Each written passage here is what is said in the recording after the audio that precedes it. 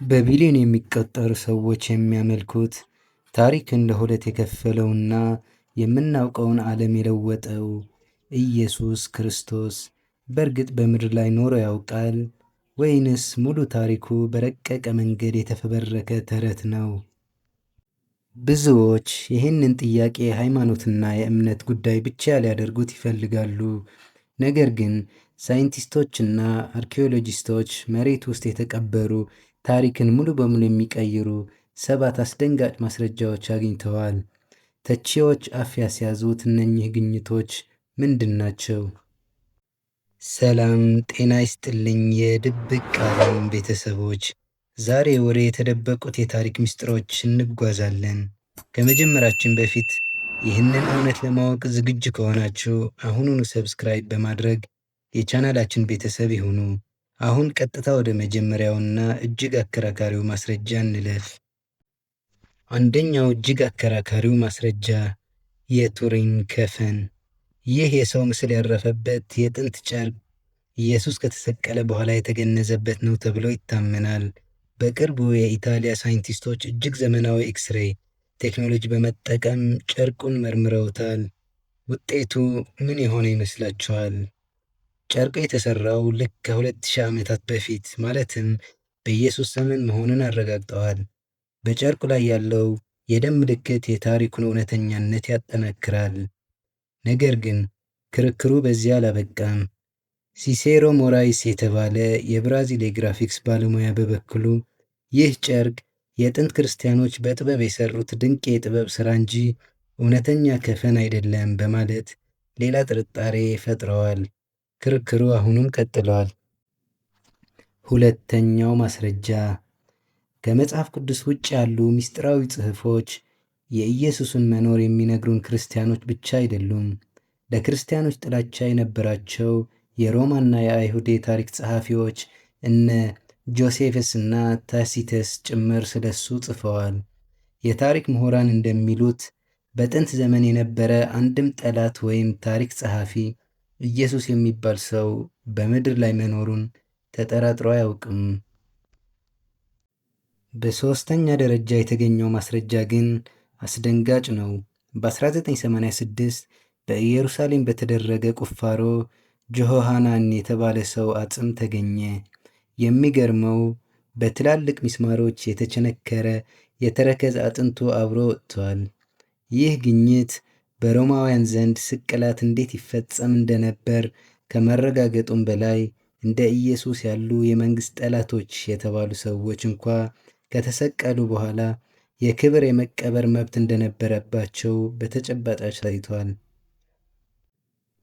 አራተኛ በእስር ቤት ውስጥ የተደበቀው ምስጢር። በአንድ የእስራኤል ወህኒ ቤት ውስጥ በተደረገ ቁፋሮ ከ230 ዓመተ ምህረት በፊት የተሰራ ድንቅ የሞዛይክ ጽሑፍ ተገኘ።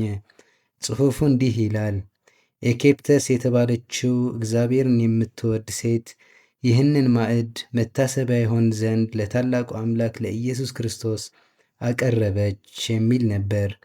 ይህ ግኝት ከመጽሐፍ ቅዱስ ውጭ ክርስቲያኖች ገና በመጀመሪያ ላይ ኢየሱስን እንደ አምላክ ያመልኩት እንደነበረ ያሳየ ታላቅ ግኝት ነው።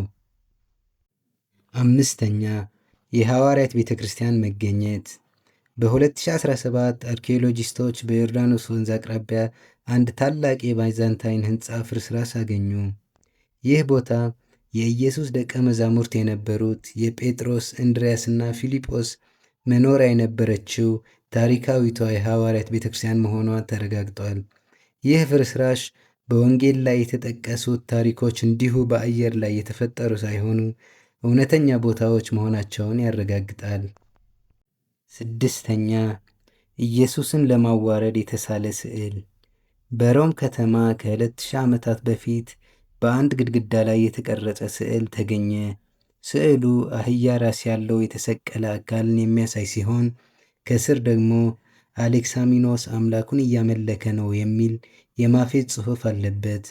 ይህ ስዕል ክርስቲያኖች ለመሳለቅ የተሳለ ቢሆንም ባልታሰበ መንገድ ግን በዚያ ዘመን ኢየሱስ የተባለ ሰው መሰቀሉንና ሰዎች ያመልኩት እንደነበር በሮማውያን ዘንድ ምስክርነት የተመዘገበ ታላቅ ማስረጃ ሆኗል።